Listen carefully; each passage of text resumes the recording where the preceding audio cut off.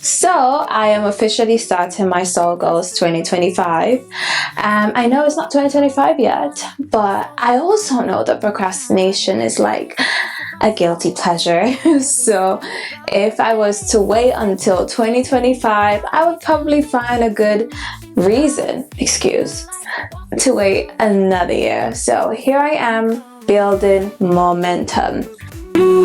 Open forward, heart in line, soul on fire, watch me shine.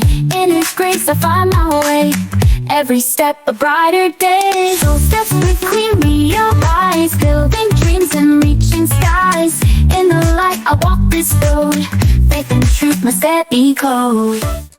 One of my soul goals is to do these daily pep talks because I've always felt inspired to do them, and whenever I play back those random ones that I did on a random day, it never fails to bless my heart, and it usually speaks to whatever situation that I'm going through in that moment.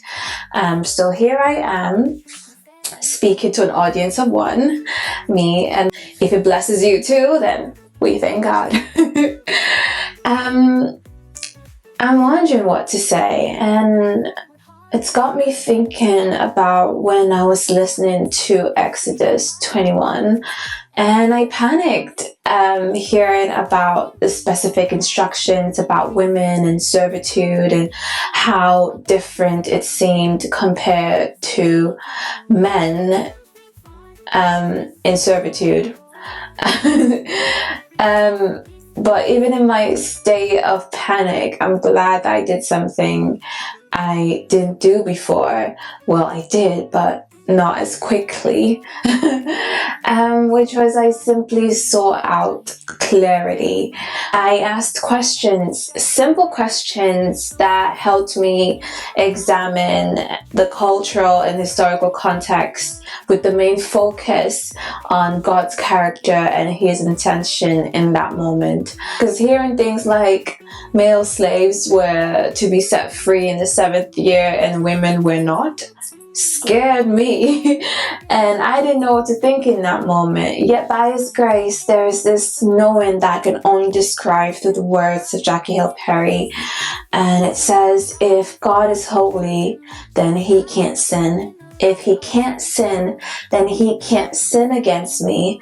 If He can't sin against me, shouldn't that make Him the most trustworthy being? This knowing of God's character, that He is holy, has given me this courage to not accept things at face value.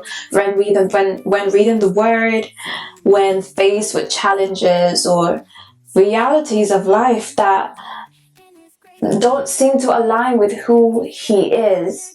And while I may not know everything, I can definitely know the God who knows everything. By the help of the Holy Spirit, I can go to the Lord and be like, that doesn't sound like you. I don't get it. Lord, help me. Help your child. Help me. I need help. And that's the work of the Holy Spirit. He's my helper. Okay, so I'm gonna come to Him in times of need, and right now I need to understand. And in this instance, one of the questions I asked was this God's idea, or was this something He allowed humans to do because His grace is sufficient? And if you search through scriptures, you would find that God's ultimate intention for humanity is reflected in creation in Genesis chapter 1 and chapter 2, where men and women are equal image bearers. And it just shows that God's desire is for justice, love, and equality. And these laws in Exodus chapter 21 are not an endorsement of servitude, but a means to minimize the harm and injustices of the cultural system that were in place at that time, where God works within human cultural realities to guide people towards His ideals over time. Jesus addressed this dynamic when discussing divorce in Matthew chapter 19 verse 8, explaining that certain laws were given because of the hardness of human hearts, not because they reflected God's perfect will. Similarly, the laws about women in Exodus sounds a bit harsh in that moment when I was reading it, but if you study, it makes you calm down a bit, okay? Now, isn't that better to know? Because my God, Exodus, my God, Exodus. That being said, I'm just grateful that I have the courage to dive deeper into scriptures than I did before. It could be because I'm currently working on my book.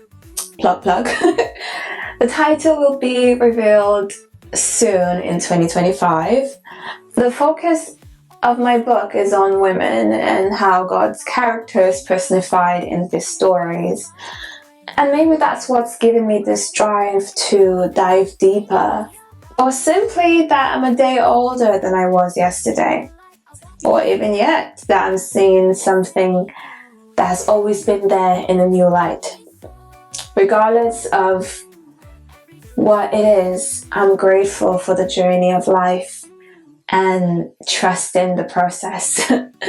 If you want to join me in my Soul Goals 2025, I hope to be in this kind of setup where I'm just talking to you like this. But realistically, I think sometimes I would probably just do a voice recording and post it probably on a podcast somewhere. I'll let you know.